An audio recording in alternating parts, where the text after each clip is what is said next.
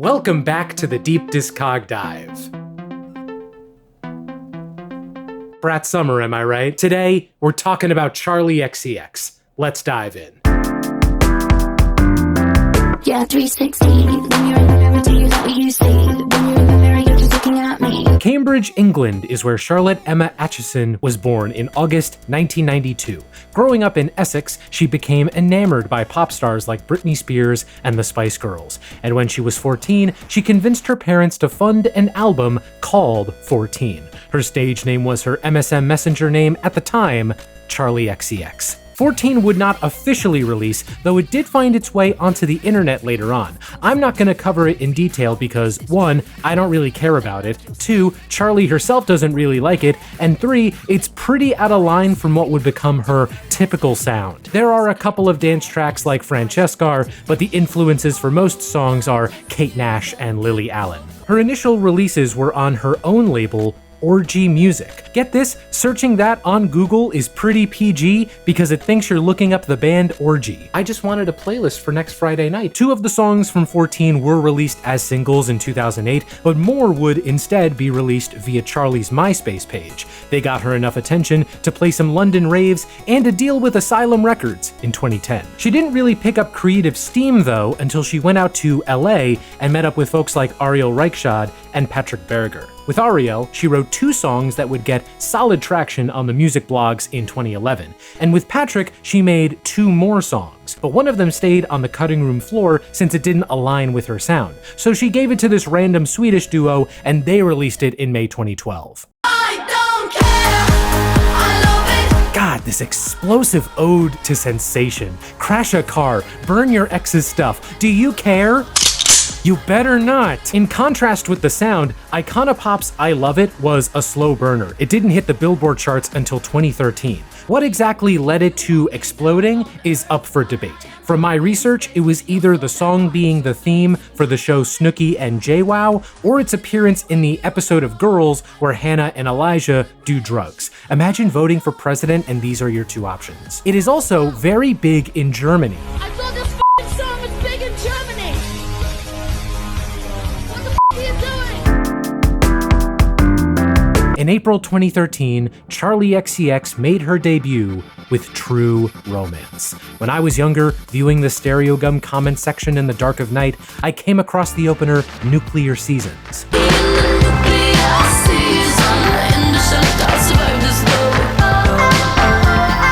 Nuclear Seasons remains one of Charli's best songs to date, a perfect introduction not just to this album, but to Charli and her voice. And like I did with many albums at the time, I played Nuclear Seasons on repeat and did not listen to the rest of the album for many years. The rest of the album definitely takes me back to the pop-adjacent indie music of the time. Crystal Castles, Clams Casino, early Grimes, you know? Stay Away with its boom-clap percussion, So Far Away with its washed-out production, What I Like with its earworm construction, You Ha Ha Ha with its humorous induction shit. Good debut, I give it a Stereogum Album of the Week out of 23 points.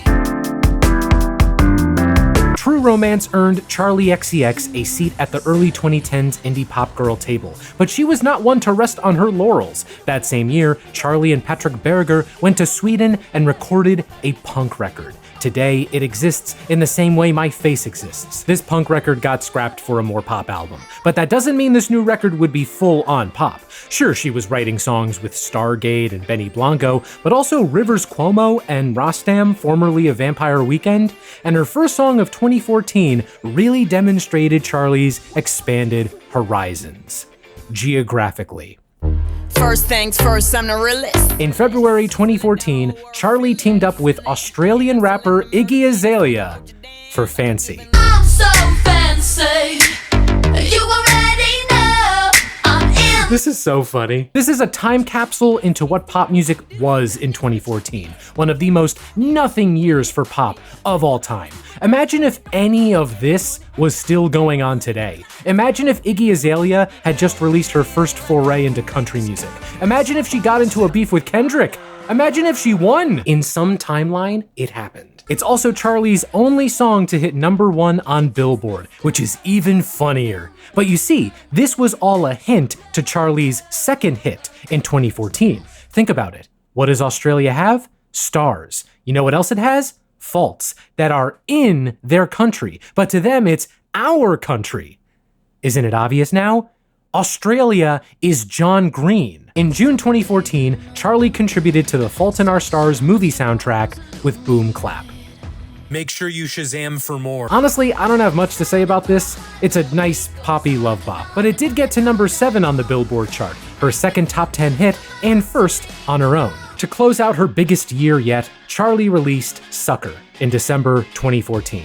Some record exec was like, Charlie is British. You know who else is British? The various working class musicians who created the UK punk scene. There is a heavy emphasis on guitars here. You won't hear them much on future Charlie albums, and that makes me kinda sad. What also makes me sad is how very 2014 this record is in some aspects. Break the Rules has an EDM build. I just wanna break the rules.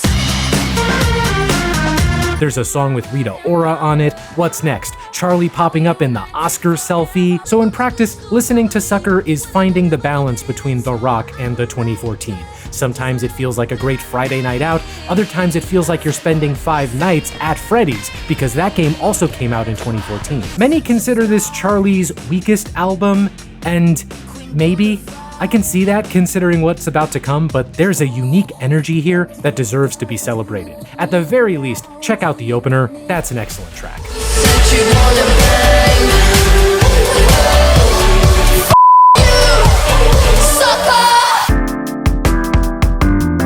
Sucker was a pretty big success with critics and listeners. I have to say that I love your music. One of my favorite songs that you have is Royals. Where did you get the inspiration for that? And the same month it came out, Charlie was back in the studio for her 3rd album, which would be inspired by Japanese pop music. Before that though, I need to show you Charli XCX's best song. And I know it's early in the retrospective to be saying that, but trust me, once you hear it, there's no way you could think otherwise. Drop that kitty. Drop that kitty down low. Pop that kitty down low. We celebrate a lot of holidays in America. We could celebrate more. February 2015's Drop That Kitty was a collab between Charlie, Ty Dolla $ign, and Tinashe. It's also a blueprint for a new model of society. When Charlie says, "Shop that like a window, I'm gonna make you explode," I could feel my own heart exploding with appreciation for life. Gia Tolentino called it America the Beautiful at the club and of every variety. God bless Ty Dolla America $ign. In July 2015, Charlie said that her new album would be, quote, the most pop thing and the most electronic thing. And later in October, she gave us the first taste of that new record. Let's ride. Let's ride. Vroom Vroom is the first track that gets it, marrying anarchic energy with what sounds anarchic today. The punk pop of Sucker was presented as anarchic, but it didn't sound anarchic. This does. It's transfixing and mind-melting, like the snout of an ostrich pecking at bubble wrap in the Chrome dimension. But most importantly, it goes so hard. Let's ride. What was this? Well, you see, in the same blog spaces that Charlie first came from, there was a new hotness called PC music. This subgenre of maximalist bubblegum pop that always felt like it was winking at you. Vroom Vroom marked the first time Charlie worked with producers in that space, namely A.G. Cook and Sophie. Vroom Vroom was later featured on the EP of the same name in February 2016. Trophy is another highlight. I want that trophy. I always wondered what the sample was, and I always thought it was like a sample of some drag queen, but turns out it's from Pulp Fiction. Now I want to dance, I want to win, I want that trophy. What's interesting is that while Vroom Vroom is the more defining song on the EP, Trophy has been more places. You just hear it more in movie trailers or video game soundtracks. The other 2 songs are fine, but they don't impact anything for me. They could have just been Vroom Vroom in various disguises, and I still would have enjoyed it. Vroom Vroom got mixed reviews at the time, but nowadays it's considered the prelude to the Charli XCX Bible proper. Suffice it to say, this would be Charli's direction for the foreseeable future. All 4 tracks would be on Charli's third album, and A.G. Cook became Charli's creative director in July 2016. Charli also said that the third album would come out in 2017. Yes! The next taste of the new album came in October 2016 with After the After Party. After the after party, we're gonna keep it going. We're gonna rip it up. I don't know, it's okay.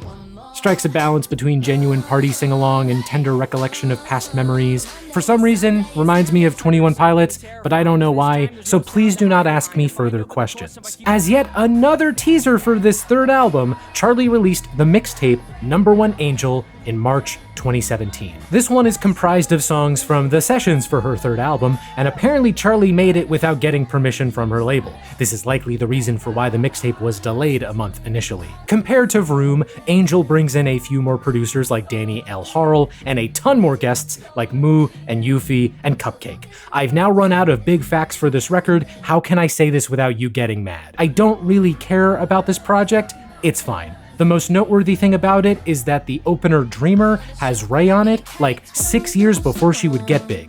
That's cool. Okay, I'll mention it to them. God. Okay, so my roommate over here, the tortured entity that knows all that has been and all that will be, has been begging me to tell you that Charli's third studio album still hadn't come out yet. 2 months after Number One Angel, that album got delayed to spring 2018. But we got yet another taste of it in July 2017 with Boys, Charli's first song about array formulas. While the song is nice, I do think it's primarily remembered for its music video that has a ton of boys. There's a boy, there's a boy, there's a boy, there's a boy, boys everywhere. Still, a bunch of boys wasn't enough to satisfy the people. Come on, Charli, they just want this third album. They'll do anything. Hey, I know that's bad. Be thankful it wasn't drone strikes. In August 2017, Charli's third album got leaked in full. The story is someone got their hands on a Google Drive link and shared it far and wide. The album was then outright canceled, and according to Charli, that was not her decision. But kudos to Carly. She decided to just make a whole new third album and another mixtape. In December 2017, Charli outlined her vision for Pop 2. While Vroom Vroom and Number One Angel were successful and deserve to be remembered fondly, Pop 2 is where the vision became real. It's a defining document of what hyperpop was before that term got driven into the ground. And you know what's wild? I think it's just okay. Yeah, it's fine. Some great tracks, and other ones that I don't really come back to often. I like Backseat with Carly Rae Jepsen, obviously. I like Unlock It, which was a TikTok hit for a wee bit. I really liked Fembot on this most recent listen. And of course, track 10 is a classic with one of Charli's best hooks. It's so good, she would use it a second time. The rest of the songs are very cool as experiments. The whole album has this real chaotic energy to it, like it's a playground for Charli and only Charli and the dozen plus collaborators to achieve their highest sonic aspirations. When that works, it's bliss. When it doesn't, it miss. Still worth checking out though. Like I said, since Charli's initial third album was canceled, she went back into the studio and made another one. 2018 only saw singles from Charli, with the final one being the lead single for her actual third album, and I'm not building up to another misdirect, the third Charli album was actually gonna happen. This third album was initially conceived as Charli's third mixtape, but eventually grew into an album proper. Was that complete overhaul worth it? Yeah. In September 2019, Charli gave us Charli. Before Chappell Roan took the title, Charli XCX was your favorite pop artist's favorite pop artist. And the guest list here is clear proof of how many other artists respect her. Blame It On Your Love is a rework of track 10 with Lizzo just when she was blowing up. 1999 and 2099 both have Troye Sivan. Gone has Christine and the Queens. Cross You Out has Sky Ferreira in her one musical appearance every 3 years. Warm has has Haim. Shake It is a minimalist deconstruction of what it means to shake it, I shake it, I shake it, I shake it, ooh, with Big Frida and Pablo Vittar and Cupcake and Brooke Candy. Of course, there are also songs with just Charlie. I used to think these solo cuts were on par with the collaborative tracks. I've since recognized that my past self is a figment of my imagination to whom I owe no allegiance. They're fine, of course, my personal faves being the opener Next Level Charlie and White Mercedes.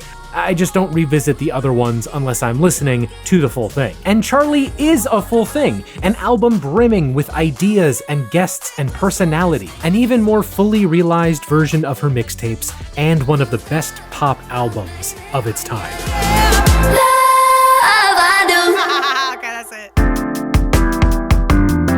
Chart-wise, Charlie did fine, peaked at 42 on the Billboard album chart, no hits really, which, looking back, kinda shocks me. Blame It On Your Love. Like I said, Lizzo was blowing up that same year, and hell, one of her hits that year came out in 2016. I would have thought the rising tide would have lifted that particular boat, but alas. Charlie was on top of the Mushroom Kingdom because she ate the mega mushroom so she could do a little key with Toad. Once again, not resting on her white Mercedes, Charlie announced later in 2019 that she would be recording 2 albums in 2020 and releasing them both in 2021.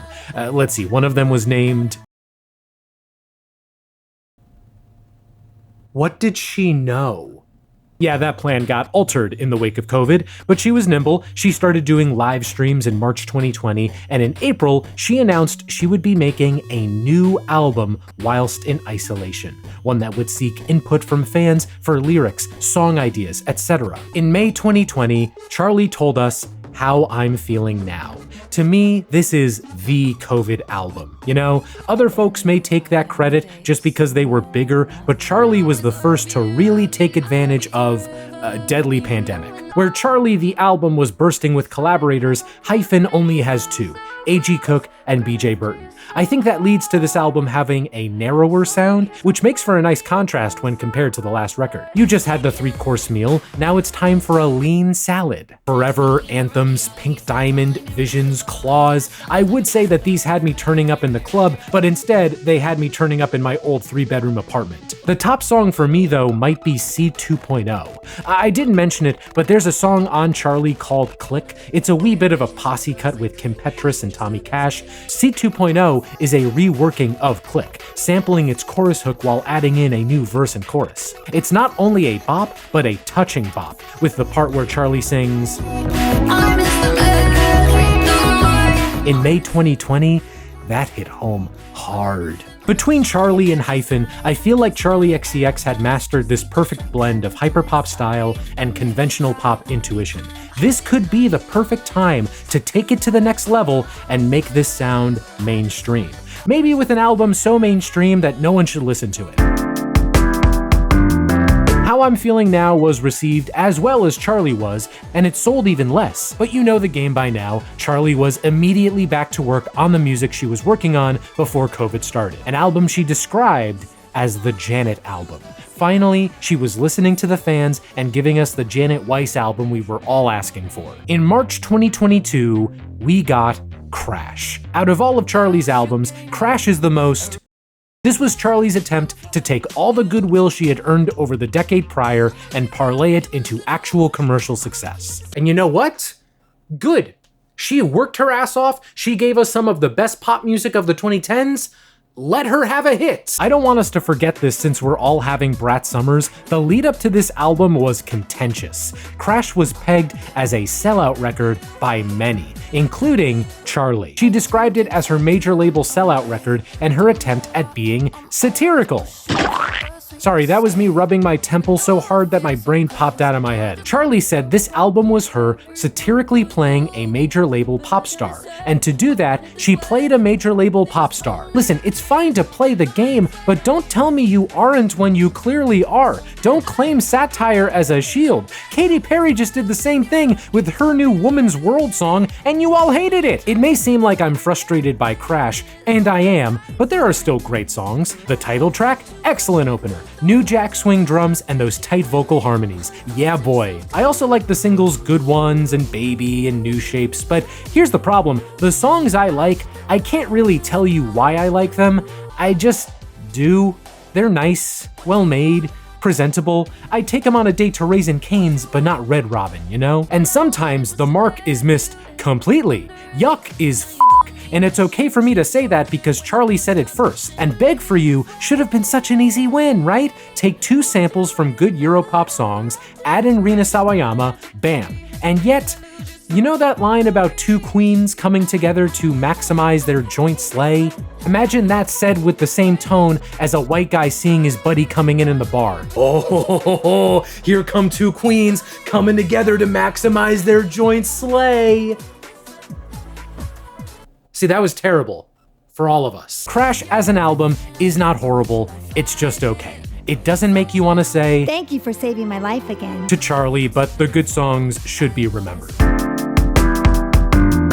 This next section contains intense flashing lights that may be triggering for those with photosensitive epilepsy. Viewer discretion is advised. If the goal was just commercial success, then they achieved it. Crash became the highest charting Charlie record up to that point. Reviews were solid, but not as rapturous as Charlie or Hyphen. The next 2 years or so would see Charlie popping up for movie soundtracks. She contributed a song to Bodies, Bodies, Bodies, served as co-composer for Bottoms. She even showed up on the Barbie soundtrack with Speed Drive. That one landed at 73 on the Billboard singles chart, making it her first entry since Boom Clap. But at the start of 2024, something happened, starting with a Boiler Room set she played in Brooklyn. Next Level So Legit with all her clique: A.G. Cook, Addison Rae, Julia Fox, George Daniel, who is the 1975's drummer and also her fiance. From that point on, anytime you saw Charlie, she was likely in the club living her best life. And there's something very crucial here.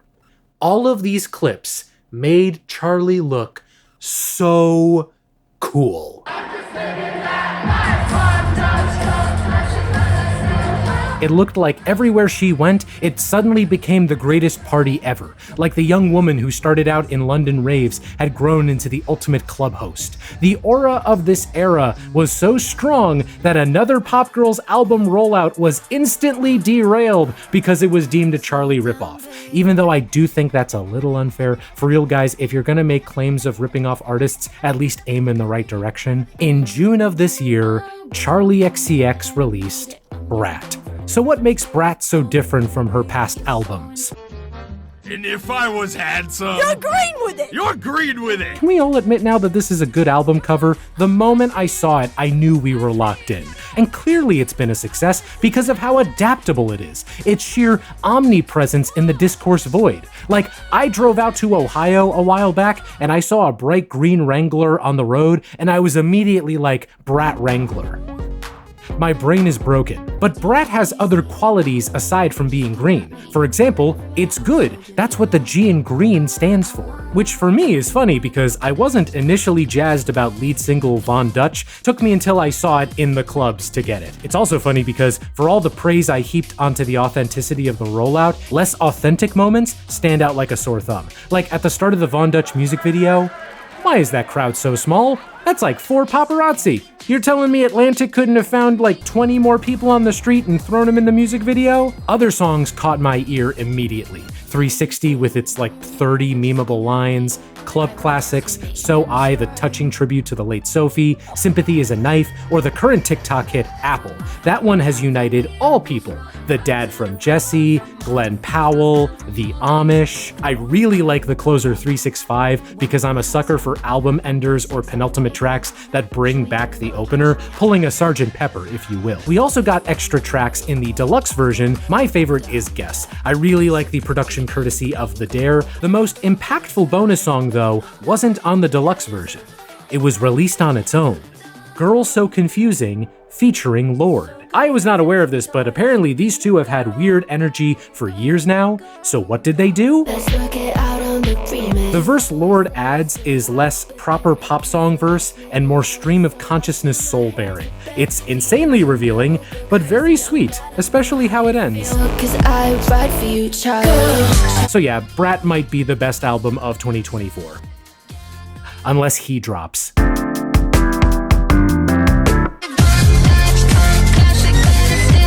As of now, Brat is the most critically acclaimed album of 2024. And in a wonderful turn of events, it's also Charli's most commercially successful album ever, peaking at number 3 on the Billboard album chart. How the rest of this Brat summer will unfold is a mystery, but here's my educated guess. And keep in mind, I'm making these predictions as I record this voiceover on the morning of Sunday, July 21st. Okay, so first off, later today, Joe Biden will announce he won't be running for a second term. His VP, Kamala Harris, will become the frontrunner to replace him in the 2024 election. Charli will tweet something out about how Kamala is Brat, which will lead to a tsunami of memes and news coverage tying the two together. Again, I'm recording this the morning of July 21st. We'll just have to wait and see if any of that comes true. If you want to get into Charli XCX, I'd recommend Charli, How I'm Feeling Now, and Brat, plus the Vroom Vroom EP. And if you want to hear more about artists and their albums and their stories, check out my deep discog dive on Lana Del Rey. But before I go, this video has not been sponsored because they didn't pay me to say this. I just like the product so much, and I have the opportunity to turn more people onto it. Qobuz. Qobuz is much like whatever music streaming platform you use now, but better. The music is available in CD lossless quality or even all the way up to 24-bit 192K high res, so you can hear Charli's music in even more detail. Each album comes with well-written pieces that put the music in context, which is a nice human touch in a world that's becoming more written by AI. And unlike other companies that revoke access to media or even physical devices at the drop of a kitty, Qobuz also lets you buy the music you want as downloadable high-res files. I think Qobuz is the best streaming service in the biz, and if you visit the link in the description, you can get 2 free months of it. Thanks Qobuz for the love. Music is fire, AF low-key. See you later.